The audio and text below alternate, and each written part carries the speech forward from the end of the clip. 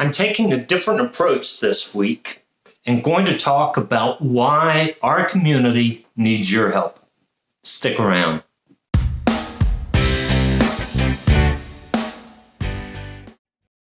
Hi, welcome back. My name's Joe Brown.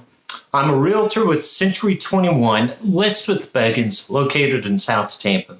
Thank you so much for being here today. So if you've been with me, you know typically I talk about the housing market. I share data about housing, and sometimes I give tips on buying a home, selling a home, important things you need to consider.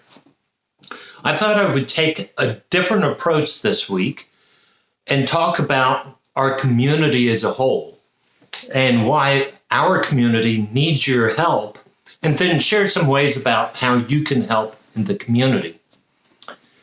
So for those of you who've been with me, you know I was in Hillsborough County Public Schools for over 30 years. I was a principal for close to 20 years.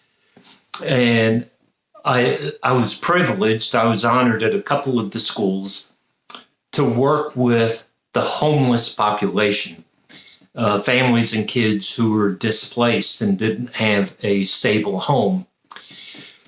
That is still very much an issue in Tampa and Hillsborough County. And I've seen estimates all the way from, now one estimate includes Pinellas County, so Hillsborough, Pinellas County, close to 16,000 homeless. However, Tampa itself has a homeless initiative, and they estimate that in Tampa there's over 2,000 homeless. The majority of those are unsheltered. That means there's not place for the homeless people to live. Also, the majority of those are children. Now, it's kind of sad because about a tenth of those are military veterans. And there are several causes for homelessness. There's poverty, there's low wages that they can't afford.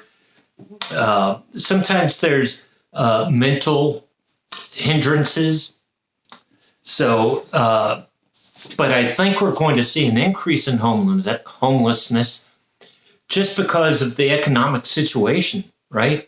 Housing, whether you're renting or buying a home, is becoming more expensive. Your wages, salaries aren't keeping up.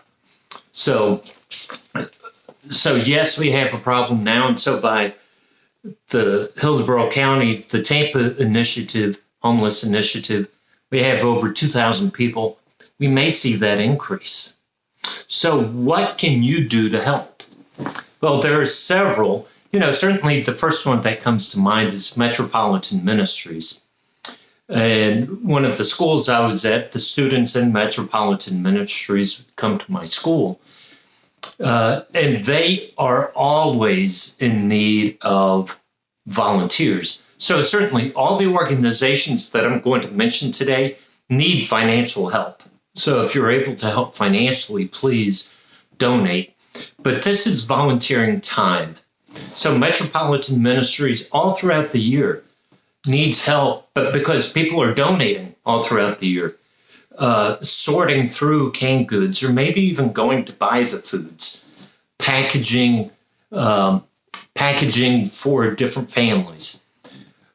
During holiday season, and we have Thanksgiving 2 months away, than Christmas, volunteers are needed to wrap presents and organize food baskets and so forth.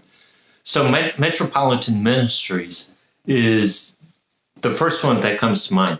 Now, look in the show notes. I'm going to put information and links, contact information to all of these organizations in the show notes to save you time from having to go look it up.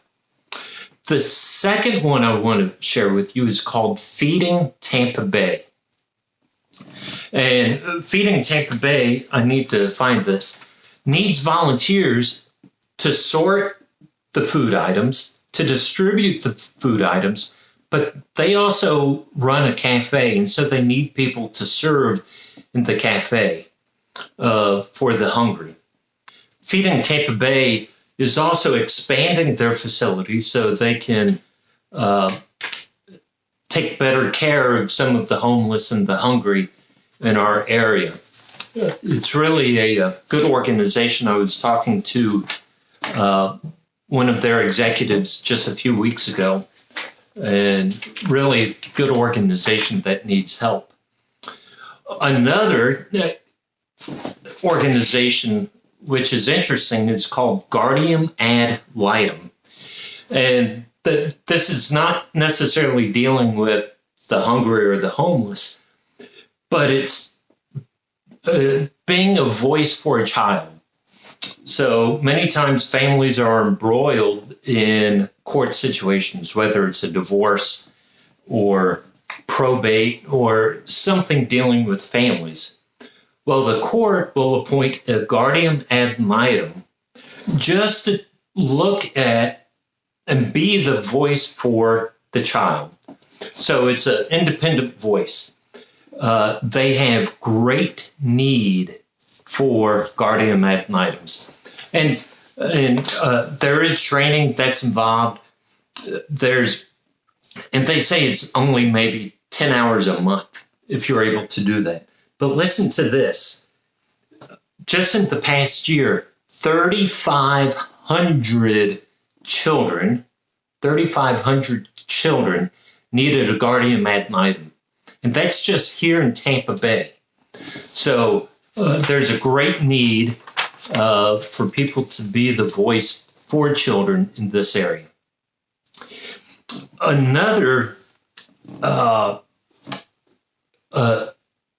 group that needs help is the Ronald McDonald House. So if you've gone through McDonald's, sometimes through the drive-through window, you'll see the box to put spare change in the Ronald McDonald House. Well, the Ronald McDonald House provides a really neat service, and it's for families who have a child in the hospital, and families aren't able to travel back and forth. So, for example, if a family lives in Sebring, if you know where Sebring is, middle of the state, they don't want to travel 2.5 hours every day to the hospital. So they can stay at the Ronald McDonald House. Well, at the Ronald McDonald House, they need people, first of all, to be greeters, to welcome people into the facility. They need people to work the front desk.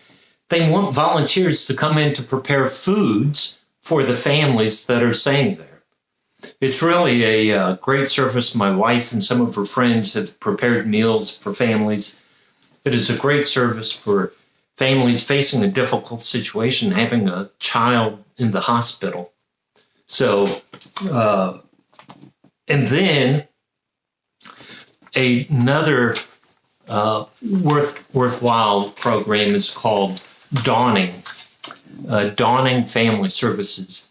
Now, years ago, Dawning used to be known as Alpha House in Tampa Bay.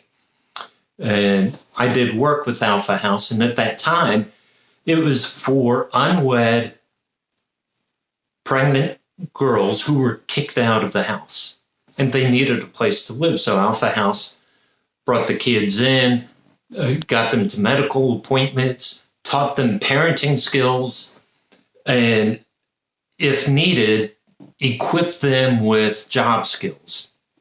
Well, over time, Dawning has evolved to, yes, they still help unwed mothers, but they're also taking care of families, right? Sometimes families need career help and they need bridge housing. So if they're evicted from one place, they need emergency housing. Dawning can help. And they have a lot of volunteer needs, whether it's again, sorting items, putting care packages together. Sometimes it's teaching job skills or parenting skills. So a lot of need. So I talked about 5 different organizations in this Tampa area that really need the community to step up and volunteer. But because you've heard paraphrases of this all over, right? That the chain is as strong as the weakest link, and our community is as strong as the weakest members. So we have to be strong. We have to reach out. We need to support the people in our community. And fortunately, we really are blessed that there are so many organizations in our community that have stepped up with the focus of serving those in need. And so now it's time for us to step up and help those organizations to help the community, make our community better. So I hope you found this enlightening. And please, if it moves your heart to volunteer, if you know people who are looking for places to volunteer, please share this video with them. And now, for those of you who are expecting housing data, that's coming next week. I'll take a look back at September. But for now, think about how you can serve our community. Thank you so much for being here with me today. Until next week, take care.